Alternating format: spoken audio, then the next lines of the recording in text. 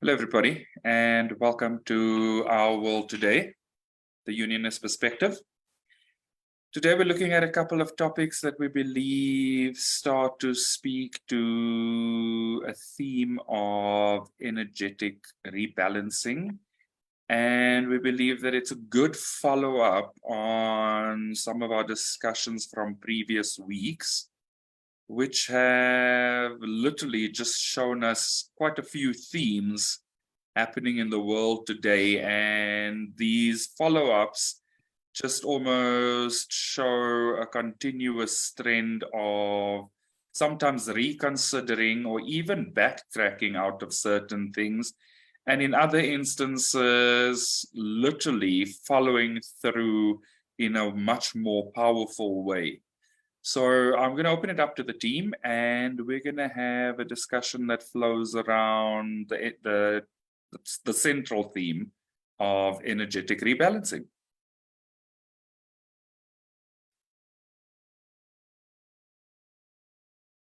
Well, I can't help but start by wondering what the heck is happening in South Africa. Because well, yeah, what the heck? It's just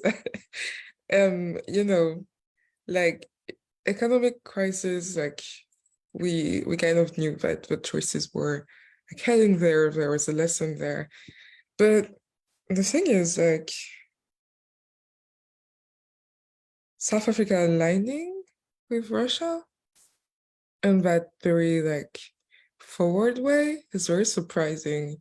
And now that we think about it, it's almost like the representative was speaking to the energy of South Africa, but like the one that said that there were some like armed boats of like Russia in the ports of South Africa. But I don't want to like, we don't know what happened internally, so we're not sure. But all of these things happening in the span of a few weeks feels very surprising for me. And I'm like, the fact that it's literally said like the BRICS will align to Russia. First of all, I hadn't heard the BRICS in like 15 years. No, I'm exaggerating, but it's like the BRICS is outdated. It was a concept of the 90s and the beginning of the 21st century. And just having that vocabulary around, and this alliance is still in place in the minds of people and in a very like concrete way, pragmatic way, makes me feel like India said this in our chat. It's almost like we see a karmic rebalancing, and we see the choices of like the last 70 years coming out, and that's where you think, wow, like 70 years is actually really, really short. 70 to 80 years. And it's like there really is this very pregnant sign that we're at the end of this cycle that historians are sometimes talking about, where like every like 80 to 100 years, like we see a cycle coming up to full speed and then stopping, and then there's a new cycle. And yeah, I'm just surprised, but at the same time, I guess I shouldn't be surprised that the things that have been playing out in the past decades are coming out today. In what we feel are very new situations and like an improved society, but still like we see that countries are sometimes still playing out the old patterns, as if like the lesson was still playing out for them, basically. And yeah, that's what I thought about it. There's definitely a lot to unpack, but I thought it was a good way to look at South Africa. It's like not not like accusatory or like not all the what the heck is going on, like you're surely foolish to be making this choice to align with Russia. But there's probably something deeper in it than what we can see, from our point of view, maybe. I think it's most certainly an interesting question in the sense of what the hell's going on. But on a level, I'm not really surprised. From a political alignment point of view, I feel like there's always been, specifically with the African National Congress and the apartheid struggle in South Africa, there's definitely been a significant alliance with Russia. I also don't believe that BRICS in its form has really become outdated, because it was very much formed around emerging economies that had the potential to play on a global level and that had the potential in their alignment to be influential. So I don't believe, I mean, if you look at it, the BRICS countries are Brazil, Russia, India, China, and South Africa. Very significant emerging economies when they were emerging. I can't be certain that that emergence has played out in the way that we might have thought it would. And I also believe that their influence has actually been underestimated, which is why we see such a significant economic relationship, specifically with the likes of China in construction and those kind of things, in literally moving significant manufacturing concerns across to what would have definitely been a much cheaper labor force. The significant shift across to India in terms of technology support, with many companies sending their big call center operations into an environment like India. South Africa being such a resource-rich country at the tip of Africa, and having been very influential in the African Union. So that there's a lot of things where you almost have to consider what an influence they have on things like commodities. And if you look at these BRICS countries, they are commodity rich. And so in having the richness of commodities, they probably have a significant, they would have had a significant influence if they had followed that trajectory.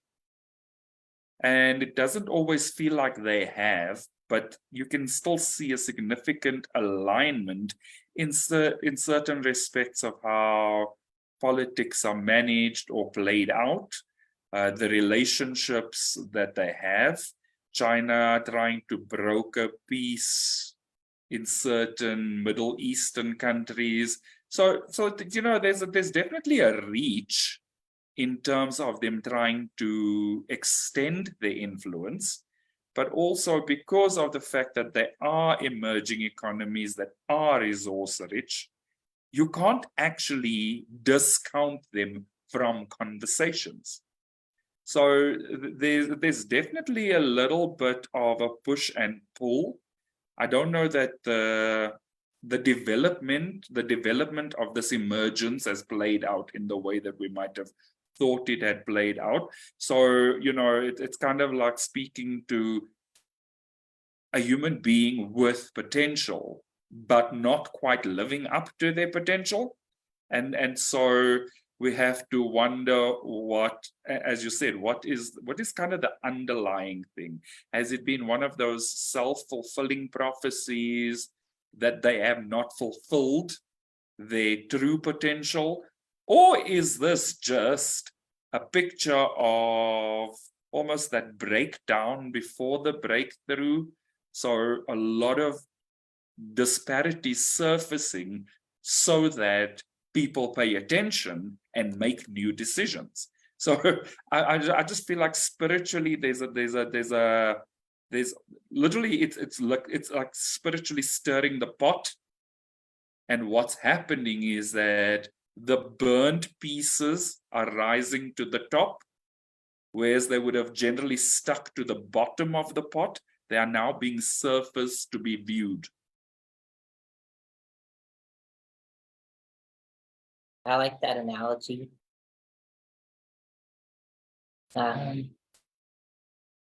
Yeah, so what I was feeling from it too is that just like continuing from last week too, in terms of the relationship between like Western countries, quote unquote, and South Africa, it just kind of feels like a continuation of the energy there, where there was some antagonism to the ANC, you know, where, you know, remember like last week, like I was saying like, oh my God, if we found out that the US was saying ANC was a terrorist group and everything, and not really fully acknowledging like what they stood for and why they might have had to use the tactics they used, because they were fighting people who were terroristic themselves. So I feel like that there's a mending of relations to be had there, but also, of course, the US and Western countries, like they can't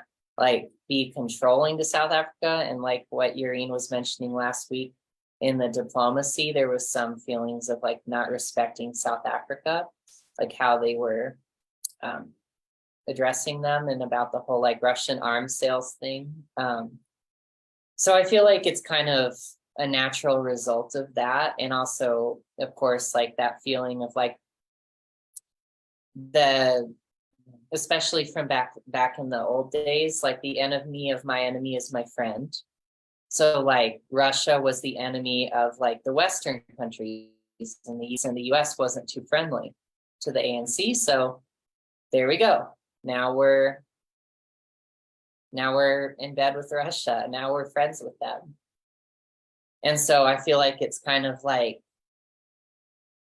that's what I get from it, you know? And I don't know what to make of it, like what effects this will have and how people will like process this. I don't know.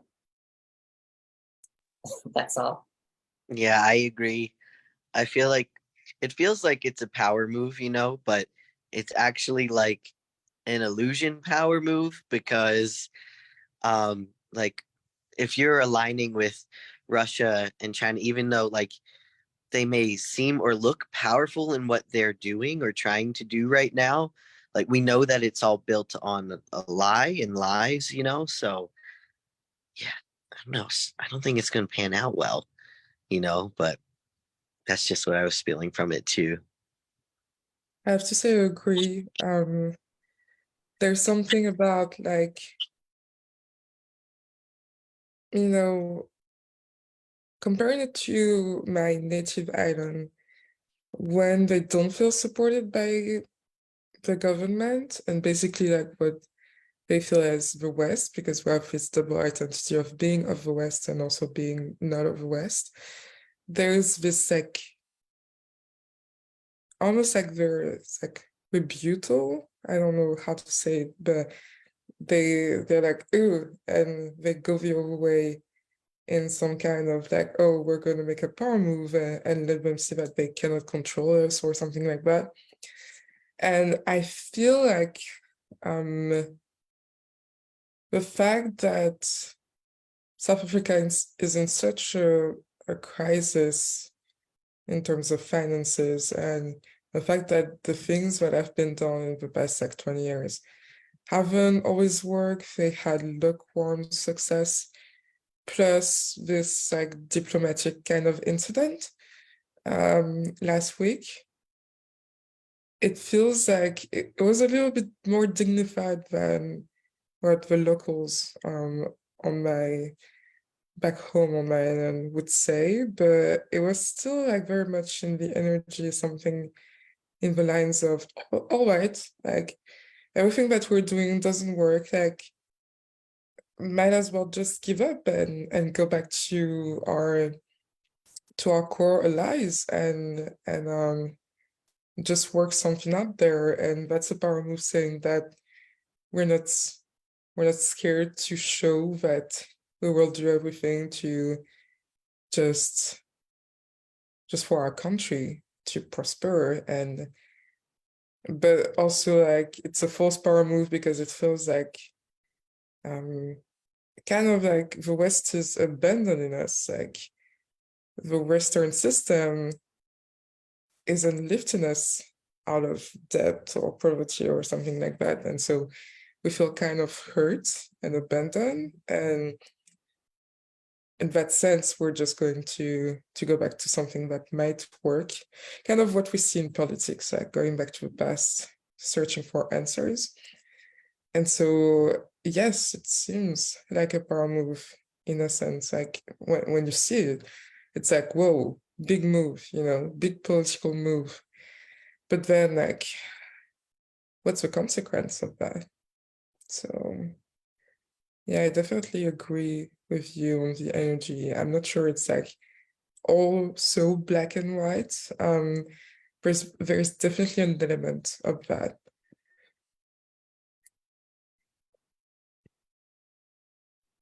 So I also think like something that we spoke about last week or the week before was the almost compelling a move. So they're almost being forced to take a stance. And the stance that has been taken is one of kind of being beholden to a savior in a sense. And so trying to find legal loopholes within agreements. So it's very much this energy of maneuvering to actually avoid taking a true stance. That I feel like there's a lot of, it's almost obfuscation, like like avoiding. It's kind of playing the game of cat and mouse, and just actually trying to avoid being caught in any one position. So it's like the power move is not one move. It's like a couple of dance moves, but it doesn't actually show a proper dance routine. So you kind of have to wonder if the partners know what they're doing and who's really leading in this dance that's playing out. Because, from a dancing point of view, you can't have two leaders. Somebody has to lead and somebody has to follow. That is what makes it a flowing dance, a coordinated dance, and in sync dance. So there's a lot of out of syncness that you kind of have to wonder. We call it two left feet when people can't dance, and you have to kind of wonder how many left feet are on this dance floor and whose toes are being stepped on at which point, and who's actually being hurt at which point. Because the fact of the matter is there is no harmony in this dance. And I think that's the big challenge. And that's the thing we're not seeing. It's the thing that we're not feeling. We're feeling a significant disconnect in all these moves, and we're not certain where they're leading. We're not even certain if the dance is going anywhere. Which makes me feel like it's ego leading, actually. But since ego is an illusion, like there's no real direction. It's just like making yourself lost so that you're as far away of harmony as you can be. And basically, like that's what happens when you're not letting God lead in the dance with you. which is the proof that in reality there is really no other choice than being divine. Other choices don't even exist. And so if you believe in other choices, like there's nothing, like there's definitely this thing of like we're not moving forward. We don't even know where we're going. Like, what is this, you know? And it's very confusing. It's very like it doesn't feel good. It's feel like ick, you know. But that's I guess that's what you feel when you feel you're feeling lost, like when God isn't leading your dance.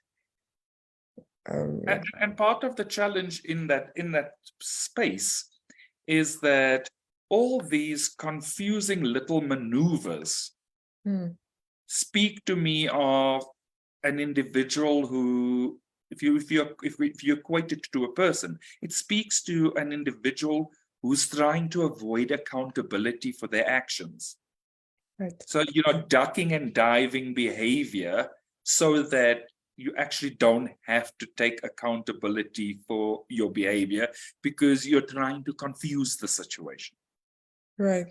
It almost makes you feel, I don't even think it's done consciously. It's almost making me feel one of my former bosses, she basically was leading a startup, and she was always like, 1 week things were good, so we're doing this and going in this direction, and then something drops, and instead of looking at the core of the problem, you're trying to go around it by forcing your people to give 300% growth in a week, which is like unrealistic. And then the other week she would change the strategy again because the numbers were not like what they were the last week, and we're like, wait a minute, it's like the plan needs to be like 6 months long, not a week long.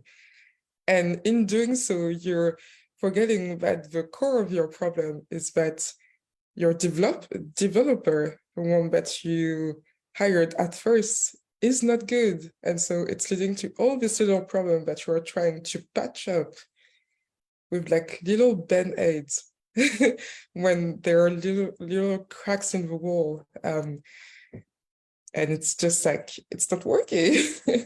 So that's the and thing, you're like, you're it's that energy of the foundation right, is very shaky, right, as opposed to looking at the foundation and cleaning it up and relaying the foundation. You're patching up the foundation, or you're building another blocks around the foundation in the hopes that it will keep it in place. And then right. that shifts, and you build another one around it in the hopes that that will keep it in place. And all you're doing is expanding the foundation, but not solidly. Right. Yeah, exactly. And isn't that what we were saying about China and Russia as well? So it's like no surprise, like it feels like they are making the same choices in terms of foundation, at least, because I feel like the things to heal in consciousness are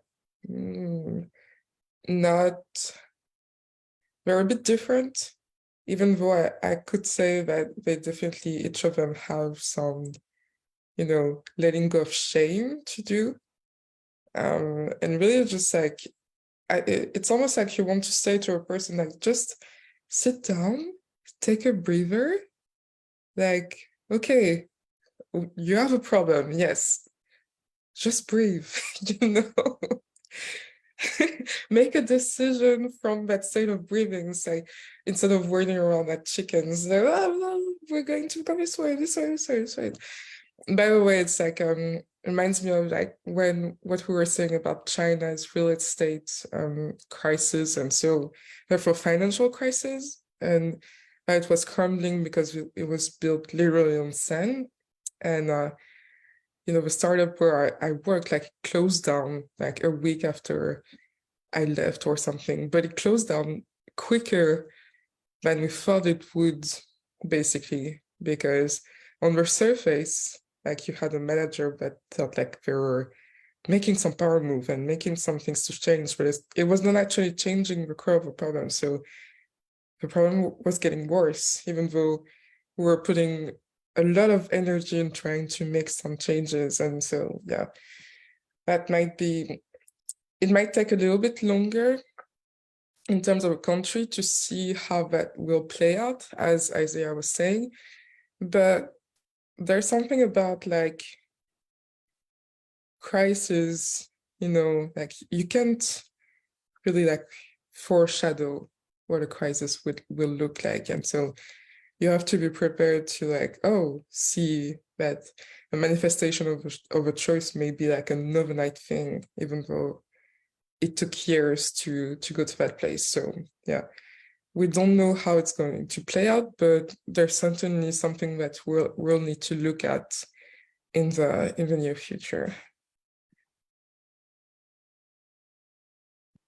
Yeah. And I think you're touching on something quite important in terms of the consequences of those choices are not seen overnight. And literally, when you start to look at all of these things, you look at South Africa getting into bed with Russia and getting into bed with China, and the rest of the world getting into bed with China in certain respects, and the rest of the world getting into bed with India in certain respects. And you start to see how these consequences are starting to manifest. And that manifestation of these consequences is probably why we have identified that it seems like there's an energy of rebalancing or requirement to rebalance across our topics today.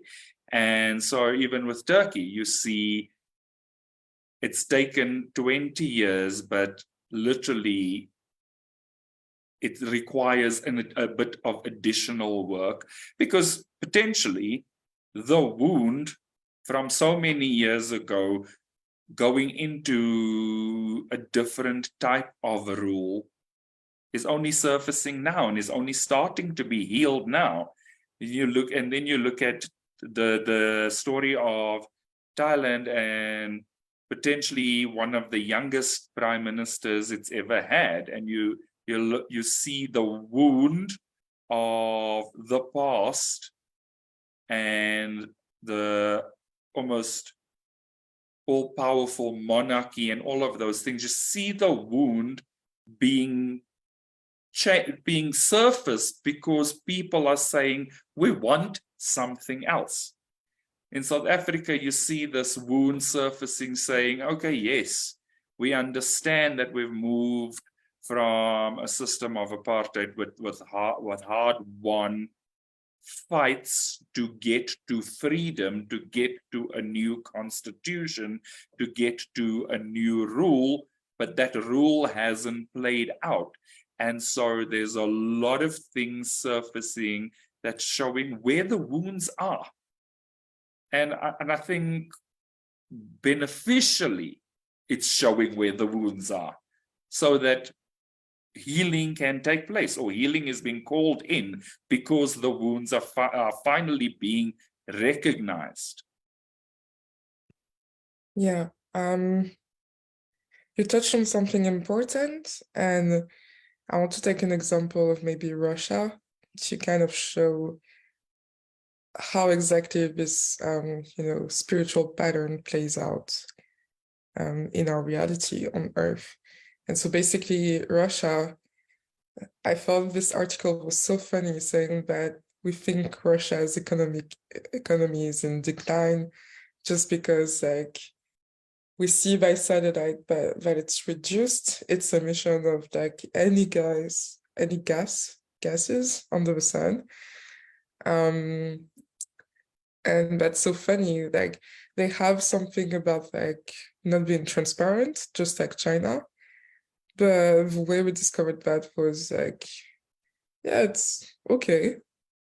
And I just remember a lot of specialists saying that Russia's economy was in decline even before the Ukraine-Russian conflict and war. But that it would accelerate due to the sanction that we had on Russia for like more than a year. And I remember being kind of surprised that Russia was still standing and its economy was still booming while the sanctions were playing out. And it felt like it took its biggest toll on us and not Russia. But the thing is, and that's something that's been reconfirmed by me watching like a life purpose class a few days ago. Reality on Earth is dense, and it's dense not because it's made to be difficult, but it's compassionate. Basically, it's because you don't have to be run by a car just by the thought of being run by a car. That would be catastrophic, because if everyone's fear patterns were playing out, I don't think we would survive Earth in the state of consciousness that we're in. So it's very compassionate that Earth has this dense thing.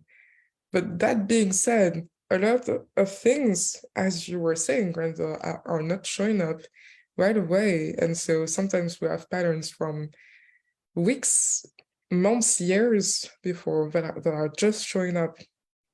And that's the case with Russia, which is that I shouldn't have been surprised that the sanction didn't have a specific effect last year, because it was very strict and sudden, but it's having a little bit of an effect now. And so we're seeing the patterns play out after. And so we shouldn't be surprised that things that were there 20 years ago are still being healed, still being consciousness, like in Thailand. And just people thinking about it, like there are a lot of people that remember crises that they've had in their country 30 years ago, and it still plays out in their everyday choices right now. So it's just not that surprising, but it's good to remember that there's definitely something like a delay of manifestation playing out, and that we should always keep that in mind. And so, yeah, I don't know, how do you guys feel about, like, I feel like these stories about Thailand and Russia, at least, are very linked in the sense that there were things present in the reality like years ago, and it's playing out now in different ways. So I don't know how you feel about it, or maybe you want to focus on something else or saying something else about like the different stories.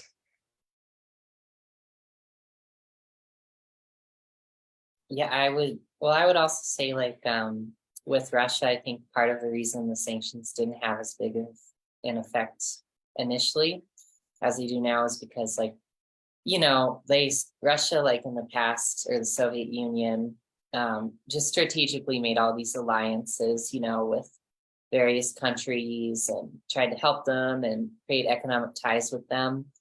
And that just like kept giving them energy, like, and they've just been obviously selling oil to China and India a lot. And they have kind of like a lukewarm, weird relationship there that they've been doing for a while.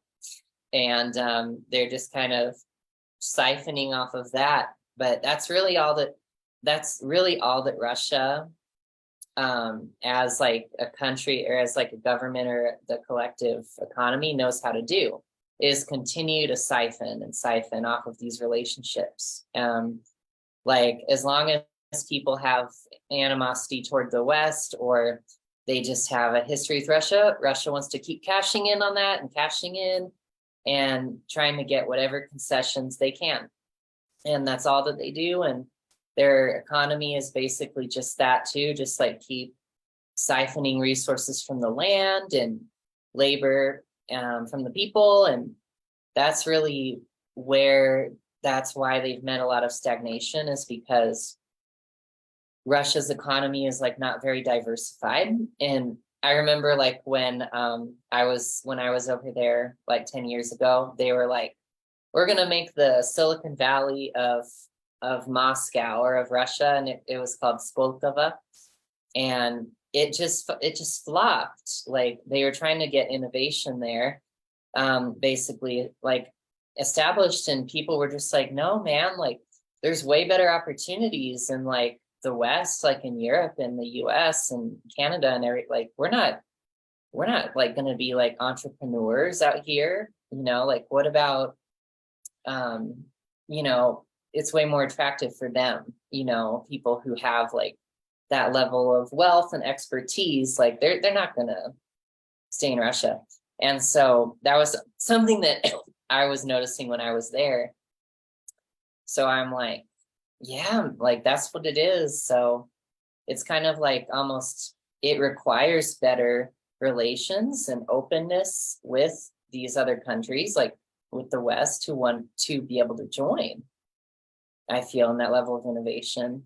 So, because it requires like sharing, and cross-pollination. And often they didn't want cross-pollination, The Soviet Union, in fact, even they recruited scientists to create like alternative scientific theories, because they said, we have our own science and the West has their science. And it literally led to like massive crop failures. Like they decided to believe that evolution works in a different way than it actually does, and how plants adapt to conditions is different. Anyway, it's like technical, but it literally caused like massive like crop failures and other issues for them, just because they were like, no, we control truth, and therefore we have a different science than the West. Like that same mentality is unfortunately still at play today. Just looks different. So yeah, that's why I feel you don't see Russian culture out and about in the world. You don't see it. It's not like Japanese culture, Korean culture, or like, look at it, everyone loves it. No, it's very cloistered.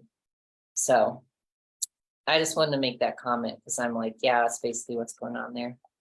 Yeah, that's very valuable what you said. And I was just having a wave of compassion. I felt like I related to like the healing of some of these countries. I'm just seeing them as individuals that haven't mastered their self-expression yet. And so I feel like a lot of people are maybe struggling with that, but I think some countries just take, as some individuals do, just take the very extreme route of saying like, oh, we cannot be our true selves, or we're lost and we haven't found our true selves yet. And so we're going to go the opposite way of like someone that feels more mastered in that space, or that feels like our competition. And so that feels so painful in a sense, because like I feel like in reality, all we want to see is like the full divine expression of each country, like the good in this, the way they shine their divinity, and believing in something else feels like almost like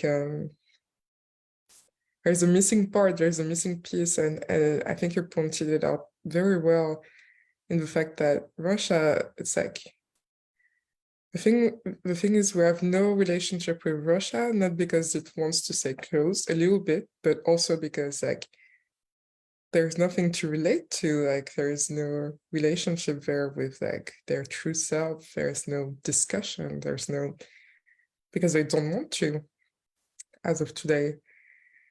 So yeah. Kind of sad, but also like, hey, that's just their healing experience. Yeah.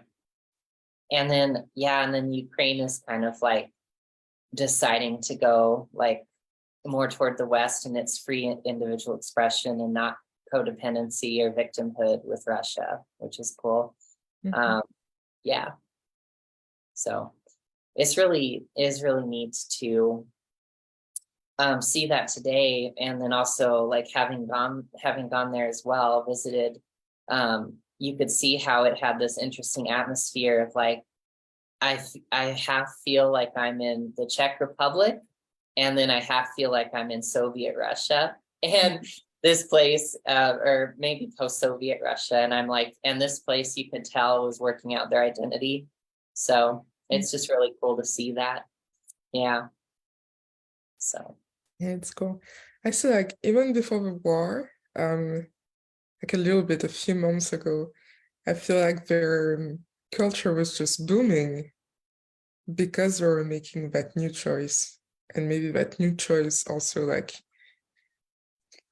angered Putin and pushed him to invade Ukraine, because for us, you would see Eurovision and you would just feel like, wow, like Ukraine is finally like very mixing their traditions with things that work today, and people like it, and they win contests, and it's so good to see. It was so freeing for everyone to see Ukraine in this new way. And I think it marked people, and I think that's what shining your true self is really about. And I think that's cool. So yeah, I think it's definitely something to be proud of, even though like ego is like doubling down on trying to shut that down. I think it makes for an even stronger society, because they haven't like fallen down at all. Like they just like risen again and again. I think you raise a very important point in the sense that you didn't quite call it this, but it is this, that adaptability contributes to your power to assimilate what's happening around you and use it in a productive, advancing manner that allows you to thrive. And so where you have the example that Sage shared of a country that's going, well, actually, their science is wrong, when there are so many examples, not only of the West, but of just about everywhere else, of how things grow and how, it kind of, you kind of have this almost disconnect with reality that makes you trigger suffering. Whereas if you find this shifting energy, and you are able to assimilate the lessons, you actually do trigger growth, you trigger survival, you trigger thriving, you trigger abundance. It's kind of like there's a concept in certain coaching cycles that says the person with the most behavioral adaptability is probably the person with the greater power in a space, because of the fact that you are able to adapt to so many shifting situations and nuances all the time. And that just speaks to the energy of a reduction of resistance, that you're flowing with life, you're flowing with the experience, you're not battling the contrast, you're using the contrast to learn through. And I think that's where we're starting to see that certain countries' realities are unraveling a little bit. So as opposed to adapting and thriving, it kind of feels like it's a little bit of implosion. Like it's literally asking people to take a step back and really look in the mirror and understand where they're stuck.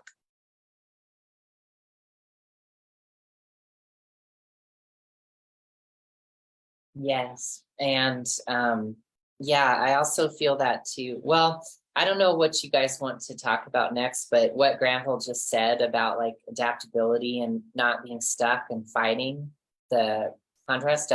it could apply to anything. So I don't know. Where do you feel like it's going? Because we could talk about the US, like debt ceiling deal, Thailand election. I forgot. Oh, What Erdogan. about Uganda? Oh, Uganda. I don't know why. I don't know if you guys want to talk about it, but like we've seen Uganda in the news for a few weeks now, and we haven't talked about it yet. And it's like the court, like the main court, Supreme Court. No, it's not the Supreme Court, but it's like the equivalent of Supreme Court, I guess, of Uganda, has voted in like new LGBTQ friendly laws. And is that it? Or but like No, there's so the president actually signed it into law as an act. right. Yeah. But then what happened? It was like they backtracked a little bit, backpedaled. Or Does it feel like is they backpedaled or like they're losing the plot a little bit? oh maybe, I don't know. Okay, so that's what happened. Like he signed the act, which is an act. So okay. This could enter into being translated into a bill, or it's going to enter into the constitution, but then it goes in and creates new laws that are very restrictive of LGBTQ plus rights. And so we kind of are sitting there wondering, like, it's really similar to some of the things that we're seeing in other countries about backpedaling a little bit, or maybe not really backpedaling, but like being lost. Exactly. And you kind of are sitting here wondering, like, well, what are you doing? What is this? You know? I didn't realize this before I started talking, but this feels very similar to South Africa. It's kind of like being lost in that dance. Like, what is your choice? Like, we want to know your choice. We kind of want to say to the president of Uganda, but yeah, how do you guys feel about it? So I think you just asked the question just in the right way. Like, what is this? What are you doing? And you know, it's like having a friend that chooses to make really daft decisions and then gets upset when things go wrong. But they've made these decisions, they've made these choices, they've made these decisions in the hopes, because you know you can't really equate it to anything else other than in the hopes that they're not doing the daftest thing, but knowing that they're doing the daftest thing and still expecting it to be a really rosy result. And you're the friend going, what's wrong with you? You know, and that's kind of the thing that when you look at some of these things around South Africa finding a loophole in the Rome Statute not to implement the requirement of the International Criminal Court, you're like, yes, okay, so, but what does that benefit the greater nation? You are literally choosing to court the potential of sanctions to safeguard a relationship with one person at the expense of 60 million people. Like, what is wrong with you? And then you look at Uganda and you go like, surely in this day and age, you don't want to sentence somebody to death for having a same-sex relationship. So again, what is wrong with you? Kind of that's the kind of question that pops up in my mind. But then I have to ask myself, what does it speak to?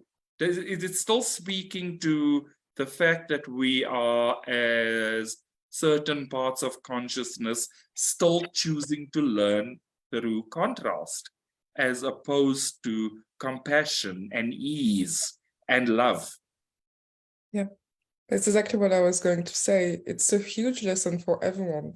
Like, we could choose to look at South Africa and Uganda and saying like, what the hell are you going to do? Okay, we're going to keep you on the side and like do your thing or whatever. But we also can look at what it means for us.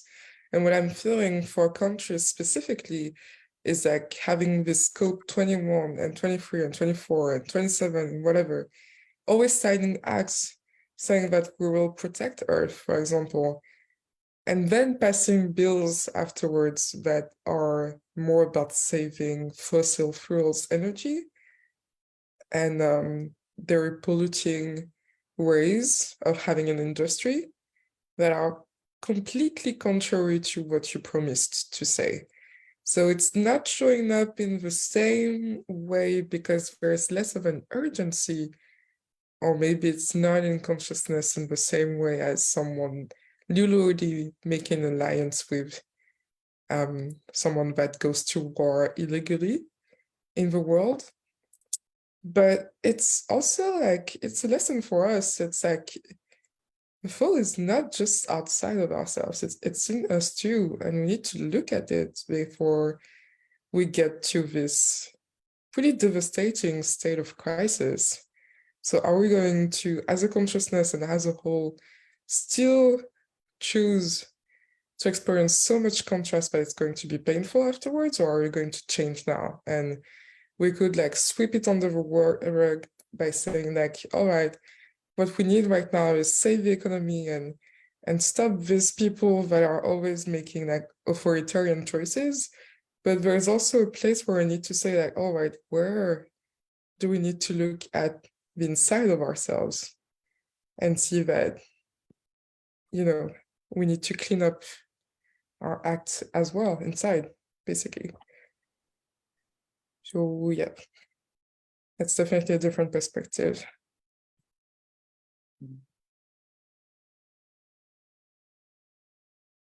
Yeah, so I don't know if Sage wanted to add something, or if you wanted to transition to like talking about a little bit about the US.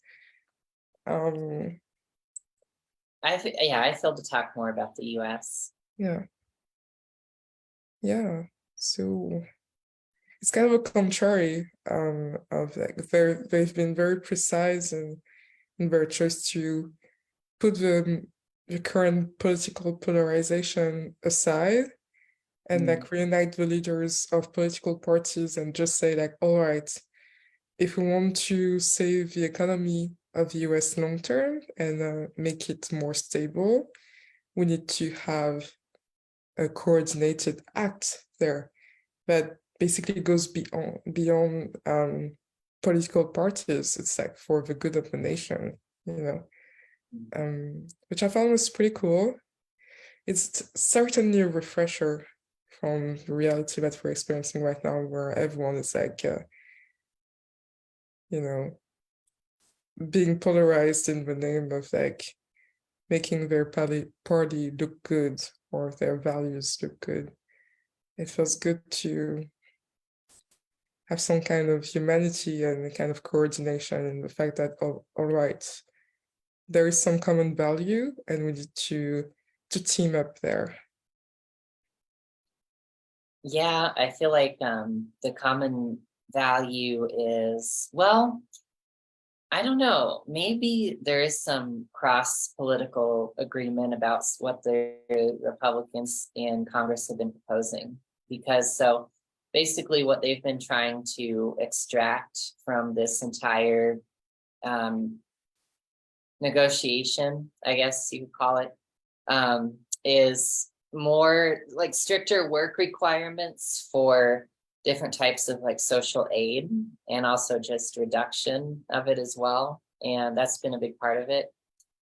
And I don't know. I feel like it's something that I feel like a lot of different people might resonate and agree with that. I don't know. I'm just not super familiar though with like in the US, like how big of a problem is people just like continuing to receive government benefits and yet never actually gaining gainful employment, pulling themselves out of that situation, right? So Republican side has been portraying this as like helping people escape poverty by making it harder for them to receive benefits if they're not working or actively moving toward getting work, you know? And so I was like, that's interesting, because like it had been like, of course, like the Democratic line was like, no, like none of that, like, people need help, like times are hard, like you can't do that. And then the Republican side was, it gets you out of poverty to not rely on the government, you know, that kind of thing. And it's just kind of that classic debate. But I feel like the seriousness of the situation where like the US could default on its on paying back its debts unless it like raised the debt ceiling or suspended a debt limit, then therefore that had to bring the Democrats to the negotiating table. Like they have to make a compromise on this because of the nature of how these things work. But I've been feeling this kind of like weird, I don't have like an explanation for this, but I've been feeling this weird instability in the left wing of the US politics. And I felt like this happened because of that. And I don't have words for it, but there's a feeling of like they had to make some sort of concession. And there's a feeling of like them trying to like put their agenda, push their agenda forward in our country was kind of built on like shaky legs, and then it's bound to fall a little bit. And this was the moment where it did, where they have to like compromise more with the right side of the spectrum. And I don't have like analysis about it, but I just had this feeling of like, it's bound to happen. I don't know. Do you guys resonate with any of that, or does this make any sense? That's all.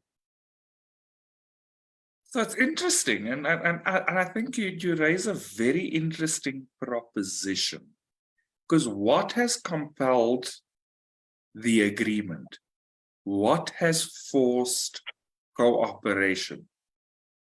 There was one very strategic requirement for the country that they all had to get behind.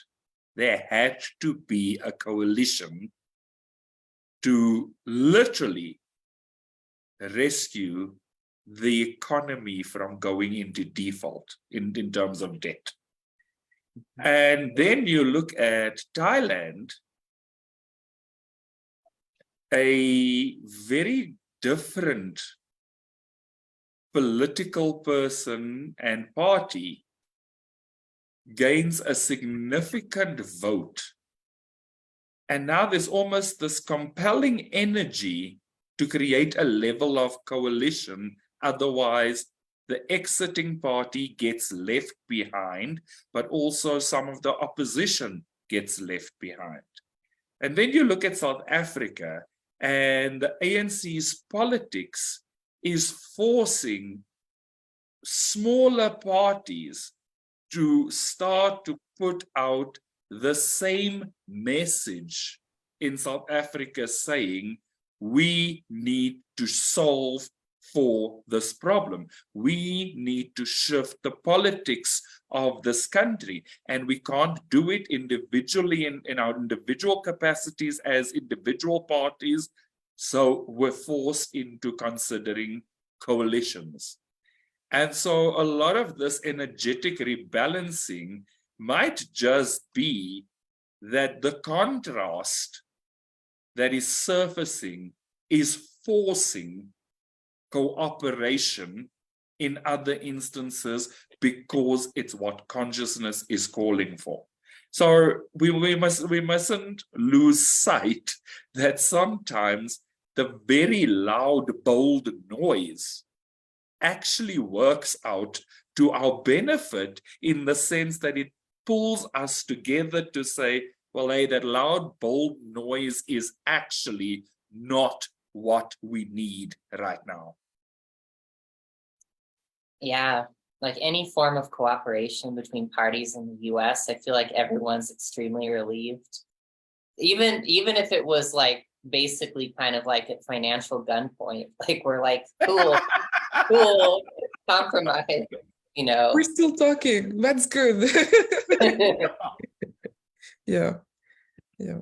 I just have to say, in France and the UK too, it feels like more, equalized. But we can talk about that later. Awesome. Thank you, everybody. So yeah, thank you for the conversation. Thank you to everybody that's followed us. We'd like to invite you to like and subscribe to our Church of Union YouTube channel, where you'll find all our previous conversations. And we look forward to seeing all of you again next week. Thank you, everybody. Bye-bye.